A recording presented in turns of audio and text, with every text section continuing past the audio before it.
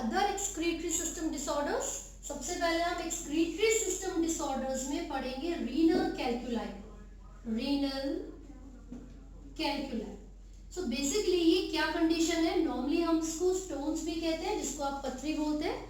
तो जब भी हम कुछ ऐसे सब्सटेंसेस या फूड खाते हैं जिसमें कुछ इनसॉल्युबल सॉल्ट्स प्रेजेंट होते हैं, so these salts when reach inside our body they just accumulate, वो हमारी बॉडी में जाकर कलेक्ट हो जाते हैं, इकट्ठे हो जाते हैं और प्रॉपर तरीके से वो डिग्रेड नहीं हो पाते हैं। इसीलिए वो मतलब मास ऑफ सॉल्ट बना लेते हैं, एक ग्रुप बना लेते हैं, एक छोटा सा पत्थर जैसा स्ट्रक्चर बन जाता है जिसको हम जनरली स्टोन भी कहते हैं।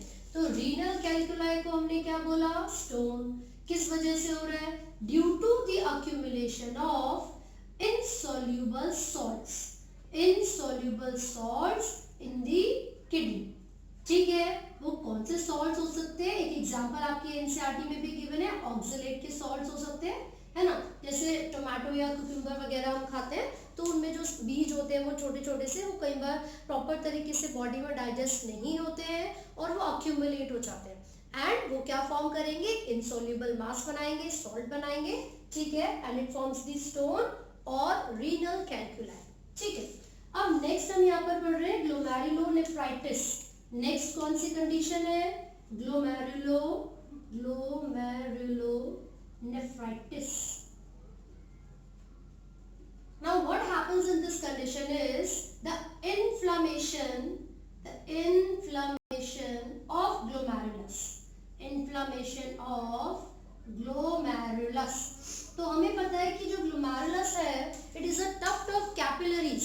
अगर किसी भी रीजन से ये कैपिलरीज डैमेज हो जाती हैं so the process of filtration will not occur। तो इसका मतलब ये हुआ कि यहाँ पर जो accumulation of fats हो रहा है, कोलेस्ट्रॉल हो रहा है या ब्लड प्रेशर में किसी भी तरीके से अगर कोई भी चेंज आता है so it may lead to the damage of glomerulus and this condition, the inflammation of glomerulus is called glomerulonephritis। and another condition is renal failure। renal failure का मतलब है किडनी फेल हो जाना। ठीक है, तो ये एक ऐसी कंडीशन है जिसमें किडनी के फेल होने पर जो एक लास्ट ऑप्शन हमारे पास बचता है, अगर वो कंप्लीटली खत्म हो चुकी है, कोई भी फंक्शन परफॉर्म नहीं कर पा रही है ना, तो वैसे तो दो ऑप्शंस हो सकते हैं।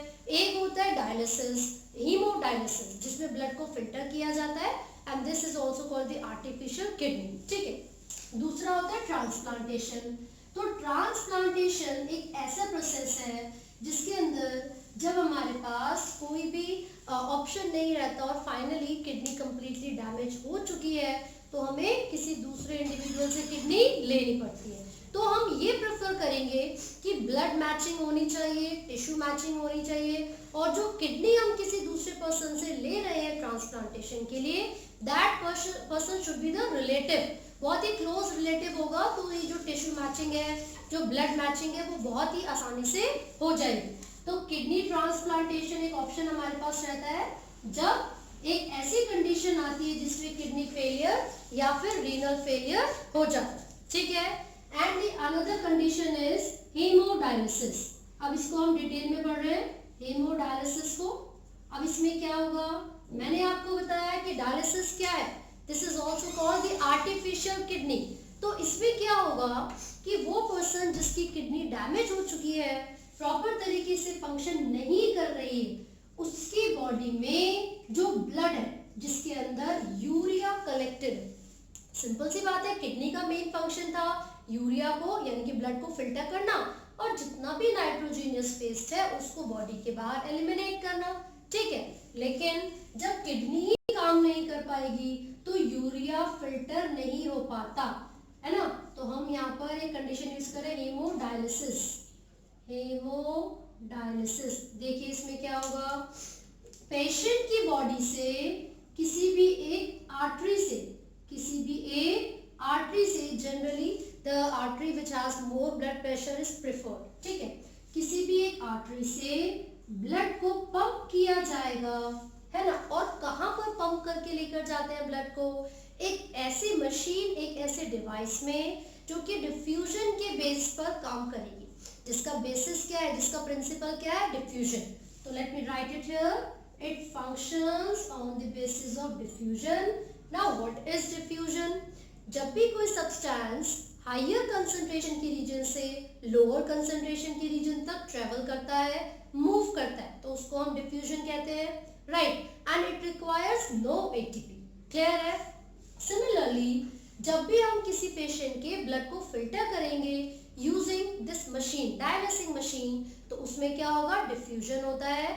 और एक सिंपल सी लॉजिक है, अगर ये ब्लड है एंड यहाँ पर एक फ्लूइड रखा गया है which contains the plasma, which contains the plasma, यानी कि जो कंपोजिशन ब्लड का है, प्लाज्मा का है, वो सेम कंपोजिशन इस फ्लूइड का भी होगा, except the urea, except the urea. तो सिंपल सी बात है भाई, हायर कंसंट्रेशन से लोअर की तरफ मूवमेंट हो जाएगी. ब्लड के अंदर जो यूरिया एक्सेस अमाउंट में प्रेजेंट था, क्योंकि वो हायर कंसंट्रेशन है, तो वो हायर से लोअर की तरफ मूवमेंट करेगा और ब्लड के अंदर जितना भी यूरिया है वो चला जाएगा डायलासिंग फ्लूइड में, विच इज ऑल्सो कॉल्ड डायलासेट. डायलासेट. तो सारा का सारा यूरिया इस तरीके से फिल्टर हो जाता है, ठीक है. लेकिन जब हम आर्टरी के थ्रू ब्लड को पंप करते हैं उस मशीन तक, तो हमें उसके अंदर एक केमिकल को ऐड करना पड़ेगा, विच इज हेपरिन. हेपरिन क्या है? वो एंटीकोगुलेंट है. एंटीकोगुलेंट को क्यों ऐड किया? क्योंकि अगर हम उसको ऐड नहीं करेंगे तो ये जो हमारा ब्लड होगा जिसको बॉडी के बाहर निकाला है वो जम जाएगा, वो कोगुलेट कर जाएगा, ठीक है. तो आर्टरी से ब्लड लेकर जाते हैं, यहाँ पर क्या होगा? एक ऐसा डिवाइस होगा जो कि 0 डिग्री सेल्सियस को टेम्परेचर को मेंटेन करेगा. अलॉन्ग विद दिस हम यहाँ पर ऐड करते हैं एंटीकोगुलेंट, एंटीकोगुलेंट यानी कि हेपरिन को, हेपरिन. सो बेसिकली ये जितना भी ब्लड है इसको मशीन के अंदर कहाँ पर लेके जा रहे हैं? मशीन के अंदर. और उस मशीन को जब आप ऑब्जर्व करोगे तो बहुत सारे ऐसे ट्यूबुलर स्ट्रक्चर्स उसके अंदर दिखेंगे, लाइक दिस. ये ब्रांच है जिसके अंदर ब्लड था, वो इस तरीके से यहाँ पर है, ठीक है. ऐसे कर करके बहुत सारे ट्यूब्स यहाँ पर बन जाते हैं इस तरीके से. तो आप देखोगे इसके अंदर ट्यूब्स के अंदर क्या है? ब्लड होता है इन ट्यूब्स के अंदर. तो यहाँ पर फ्लूइड प्रेजेंट होगा, एक ऐसा फ्लूइड है जो डायलिसिंग फ्लूइड या फिर डायलिसेट कहा जाता है, डायलिसेट, ठीक है. इस फ्लूइड का कंपोजिशन बिल्कुल सेम होता है एज दैट ऑफ ब्लड और plasma, except the poisonous substances. मतलब ना तो इस फ्लूइड में यूरिया होगा, ना ही क्रेटिनिन होगा, ना ही इसके अलावा कोई और पॉइजनस सब्सटेंस उसके अंदर प्रेजेंट होगा, ठीक है. तो अब क्या होगा? ये जो सारी ट्यूब्स है, जो सारी ब्लड वेसल्स है, ये दीज ब्लड वेसल्स, ठीक है, इनके थ्रू ये जो यहाँ से ब्लड निकल रहा था, there will be another opening. अब ये जो ओपनिंग यहाँ से आती है, इस ओपनिंग के थ्रू जितना भी ब्लड होगा, लाइक दिस, इस ओपनिंग के थ्रू जितना भी ब्लड होगा यहाँ से वापस बॉडी में पहुंचाया जाएगा. उससे पहले आपको पता होना चाहिए इस मशीन में एक इनलेट है और एक आउटलेट है. There is an inlet and there is an outlet. इस इनलेट की मदद से वो डायलिसिंग फ्लूइड यहाँ पर आता है और ये जो मेम्ब्रेन्स यहाँ पर आपको दिख रही है, these are made up of cellophane. ये सारी मेम्ब्रेन सेलोफेन से बनी हुई है. These are semi permeable. कैसी मेम्ब्रेन होती है? सेमी परमिएबल मेम्ब्रेन होती है, ठीक है. और ये मेम्ब्रेन क्या करवाएंगी? ब्लड के अंदर जितना भी यूरिया है, क्योंकि वो हायर कंसंट्रेशन में है, वो सारा का सारा यूरिया इस डायलाइसिंग फ्लूइड के अंदर पहुंचा देंगी. एज अ रिजल्ट जो हमारा ब्लड होगा वो फिल्टर हो जाएगा और इस ब्लड को इसके अंदर क्या करेंगे? जो एंटीकोगुलेंट था ना, पहले तो हेपरिन डाला था, now we will add anti heparin. अब हमें हेपरिन की कोई जरूरत नहीं है, तो हम यहाँ पर एंटी हेपरिन को ऐड करेंगे. साथ ही साथ यहाँ पर एक ऐसा चैम्बर होता है जो कि हमारे हार्ट के टेम्परेचर को, ब्लड के टेम्परेचर को इंक्रीज करेगा, क्योंकि अब इस ब्लड को हमें कहाँ पहुंचाना है? वापस अपनी बॉडी के अंदर पहुंचाना है. सो दी टेम्परेचर इज इंक्रीज, ताकि नॉर्मल बॉडी टेम्परेचर जितना हो सके. एंड एक सुटेबल वेन के थ्रू हम इस फिल्टर्ड ब्लड को अपनी बॉडी के अंदर वापस पहुंचा देते हैं. So here it works. जो डायलिसिंग मशीन है वो डिफ्यूजन के ऊपर काम करेगी. यहाँ पर कुछ सेमी परमेबल मेम्ब्रेन्स होती है which are made up of cellophane. साथ ही साथ आपने देखा जो डायलिसिंग फ्लूइड है उसका कंपोजिशन प्लाज्मा जैसा होगा except the urea and certain waste products और the harmful substances like creatinine and other harmful chemicals और एसिड्स। साथ ही साथ आर्टरीज की मदद से, मतलब आर्टरीज में से ब्लड निकाला गया था और वेन्स के अंदर वापस पंप कर दिया गया। So these are the methods by which we can correct these disorders, right? तो हीमोडायलिसिस भी किया जाता है ताकि किडनी का जो फंक्शन है फिल्ट्रेशन वाला उसको आर्टिफिशियली परफॉर्म किया जा सके। Accessory excretory organs.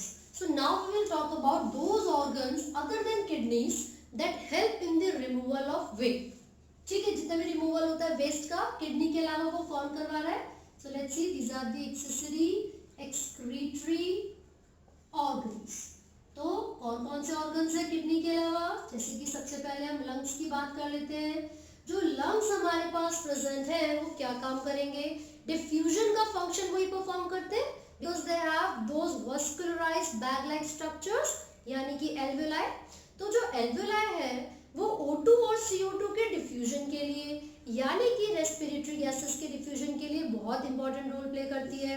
उसके रिजल्ट में होता क्या है? जो CO2 है which is not necessary for us to perform the functions, हालांकि CO2 की बहुत सारी एक्टिविटीज हम परफॉर्म करते हैं but since it is removed, क्योंकि जो CO2 है उसका जो डिफ्यूजन O2 के साथ हो रहा है depending on their demands O2 को हम स्टोर करेंगे एंड CO2 को रिलीज करेंगे।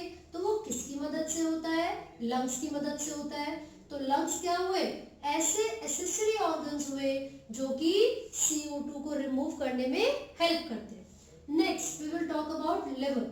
अब देखते हैं कि जो लार्जेस्ट ग्लैंड है यानी कि जो लिवर है वो किस तरीके से वेस्ट को प्रोड्यूस करने में या रिलीज करने में हेल्प करेगा। आपने बाइल पिगमेंट सुनी है, बाइल पिगमेंट्स में बिलिरुबिन और बिलीवर्डिन, बिलिरुबिन एंड बिलीवर्डिन ये दोनों पिगमेंट्स हमने पढ़ी है। जो फीकल मैटर होता है उसके अंदर जो भी वेस्ट प्रोडक्ट है मतलब जितना भी फीकल मैटर है उसमें आप देखोगे जो कलर दिया जाता है this is because of these two pigments. ठीक है, साथ ही साथ कोलेस्ट्रॉल हो गया, कोलेस्ट्रॉल, विटामिन्स, ड्रग्स। ठीक है, ये कुछ ऐसी चीजें हैं जो कि लिवर प्रोड्यूस करने में हेल्प करेगा। जितने भी एक्सेस अमाउंट में ये प्रोडक्ट्स हमारी बॉडी में प्रेजेंट है since these are unnecessary so these are removed by the liver. या तो वो डाइजेस्टिव ट्रैक्ट में पहुंचा दिए जाते हैं या फिर डायरेक्टली इनका जो कन्वर्जन है वो लिवर के अंदर चलेगा। जैसे कि urea cycle which is also called ornithine cycle, ornithine cycle ये कहाँ चलता है? लिवर में चलता है। तो जितना भी पॉइजनस अमोनिया था उसको यूरिया में बदलने का काम कहाँ पर चल रहा था? इन दी माइटोकॉन्ड्रिया ऑफ लिवर। तो ये आपको याद रखना है। इस तरीके से लिवर एक और फंक्शन परफॉर्म कर रहा है, वो है यूरिया को वेस्ट यानी कि जो urea as a waste product है उसको रिमूव करने में हेल्प करना। ठीक है, now the third one is skin. अब स्किन किस तरीके से हेल्पफुल होती है? तो आप देखोगे इसमें दो तरीके के ग्लैंड्स होते हैं, sweat glands and oil glands. Sweat glands को स्वेट ग्लैंड्स इनको सुडोरीफेरस ग्लैंड्स भी कहा जाता है, sudoriferous gland and oil gland जिनको सेबेशियस ग्लैंड भी कहा जाता है, सेबेशियस ग्लैंड्स। ठीक है, नाउ स्वेट ग्लैंड्स क्या सीक्रेशन देते हैं? वो वाटरी फ्लूइड को रिलीज करते हैं हमारी बॉडी से जिसके अंदर क्या प्रेजेंट होगा? NaCl प्रेजेंट होता है, कुछ यूरिया प्रेजेंट है, obviously the water. Along with this, it also releases some lactic acid. इसमें लैक्टिक एसिड भी रिलीज होगा, लेकिन ये जो लैक्टिक एसिड रिलीज हो रहा है ये जनरली उस स्पेसिफिक कंडीशन में रिलीज होता है जब हम बहुत ज्यादा एक्सरसाइज करते हैं। ठीक है, अब ये जो ऑयल यानी कि जो सेबेशियस ग्लैंड है ये क्या करते हैं? वैक्स को, भाई हमारी बॉडी में जितना भी वैक्स है उसको रिमूव किया जाता है सीबम की फॉर्म में। ठीक है, साथ ही साथ जो भी फैटी एसिड्स हैं, स्टेरॉइड्स हैं, इन सबको रिमूव करने का काम किसका हो गया? ऑयल ग्लैंड्स का। ठीक है, तो ये हमने लंग्स, लिवर और स्किन के बारे में बात की है। ये हेल्प करते हैं अदर देन किडनीज, ये हेल्प करते हैं in the removal of waste products तो जो जो चीज़ें यहाँ पर साइड बाय साइड हमने पढ़ी है, ये सब क्या है, these are the waste products, ठीक है। So with this the chapter is completed. I hope आपको सभी चीज़ें समझ में आई हैं। इन केस आपको कोई डाउट है तो आप कमेंट कर सकते हैं। And do not forget to like, share and subscribe. Thank you.